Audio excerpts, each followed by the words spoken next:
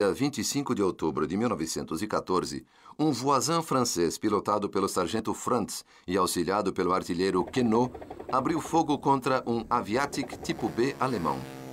O Aviatik caiu em parafuso, vindo a espatifar-se ao solo bem diante do quartel-general francês.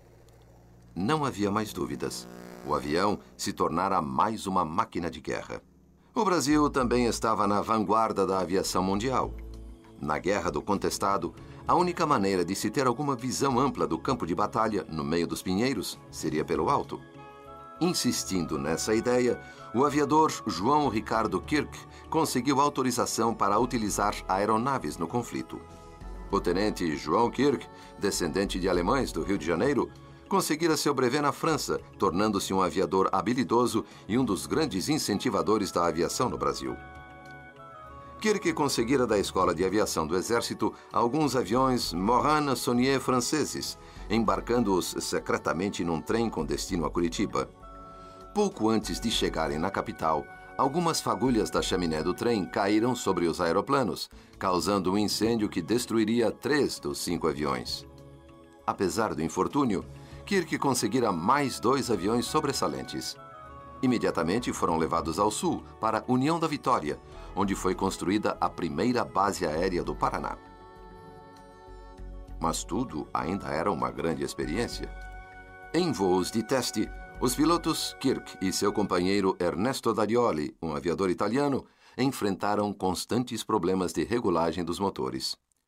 Os motores Gnome de 50 e 80 HP eram rotativos, isto é, o motor inteiro girava em conjunto com a hélice. Estes motores também tinham uma característica importante que atrapalhava a sua regulagem. Eles não tinham acelerador gradual. Ou era aceleração total ou nada.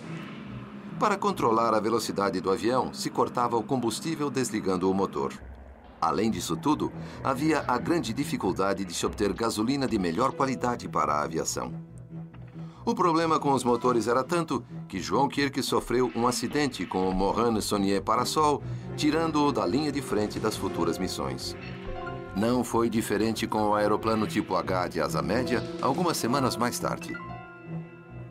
A missão dos pilotos era sobrevoar a Serra de Santa Maria e apanhar bombas que seriam usadas contra os seguidores do monge. Numa missão arriscada, o motor Gnome de 80 HP começou a falhar, fazendo João Kirk perder altura rapidamente. Darioli voltara à base por ter encontrado grande dificuldade em transpor a serra. Kirk não teria a mesma sorte.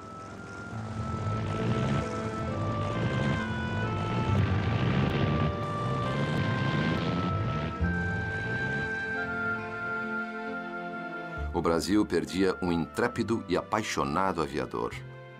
Elevado ao posto de capitão, João Ricardo Kirk foi o primeiro piloto militar morto em missão.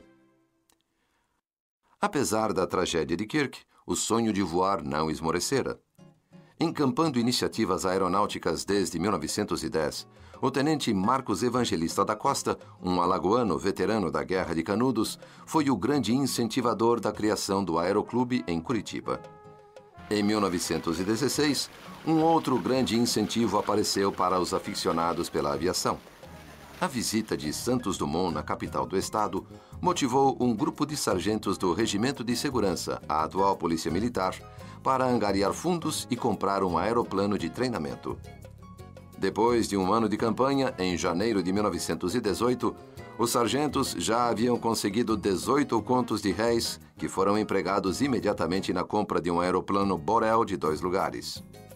Esta iniciativa fez catalisar os planos de criação de uma escola de aviação no Paraná. A primeira escola teve sua sede no edifício do Corpo de Bombeiros, onde hoje é a Biblioteca Pública. O campo de aviação era no distante bairro do Portão. Desafiando a manchete de um jornal carioca que alardeava a morte certa de quem tentasse pilotar o Borel, o Luiz Bergman realizou inúmeros voos panorâmicos por sobre a cidade. Não contente com apenas isso, ele realizou o primeiro raid aéreo partindo de Curitiba. Um raid era uma arriscada viagem aérea de grande distância, enfrentando céus ainda desconhecidos e sem instrumentos de navegação. Naquela época, Voar era mais do que um esporte radical, era mais do que uma aventura. Aquelas máquinas voadoras ainda eram muito primitivas e não ofereciam a menor segurança. O Reid de Bergman previa o percurso Curitiba, Ponta Grossa, Castro e Jaguariaíva. Bergman foi e voltou pelo mesmo caminho, uma aventura quase que inimaginável para a época. O sucesso de Bergman e das demais iniciativas de outros aviadores brasileiros conseguira a repercussão merecida no momento em que a Alemanha quebrava o acordo de neutralidade com o Brasil.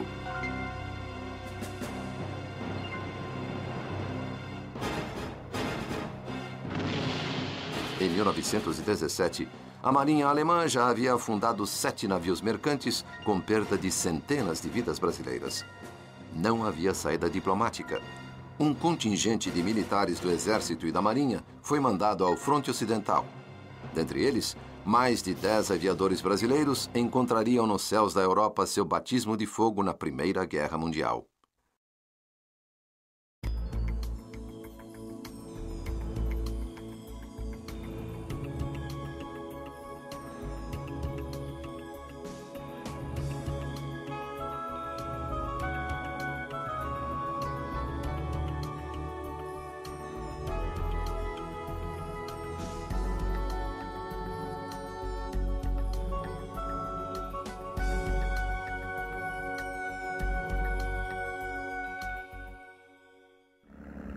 Na Primeira Guerra Mundial, os aviadores brasileiros participaram de missões de patrulha com hidroaviões Short e caças Sopwith Camel, aviões dos mais modernos da época. O aviador da Marinha Eugênio Pozzolo não voltou para casa. Mas seus companheiros voltariam para o Brasil como instrutores de voo, trazendo na bagagem suas heróicas experiências de guerra. A Marinha Brasileira tinha agora grandes instrutores de voo.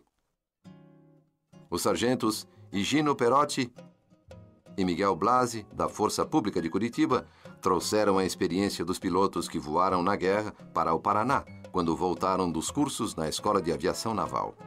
Contudo, encontraram a Escola de Aviação inoperante. Dentre os pioneiros civis e militares da escola estava o capitão João Buss. Ele tivera contato com aeroplanos ainda com o tenente Kirk na Guerra do Contestado e voado como observador no grande raid de Louis Bergman. Diante da situação da escola ainda estar sem condições de preparar os novos pilotos, o capitão João Buss foi terminar de tirar seu brevet na Força Pública de São Paulo. O tenente João Buss sempre foi muito querido em seu meio e admirado por seus colegas. Em 1920, ele se tornava o primeiro aviador nascido no Paraná. Para reaquecer a aviação de Curitiba, sua volta teria de ser triunfal. Ele realizaria uma incrível façanha. Um raid de Campinas a Curitiba, uma distância de quase 500 quilômetros. No dia 23 de maio de 1920,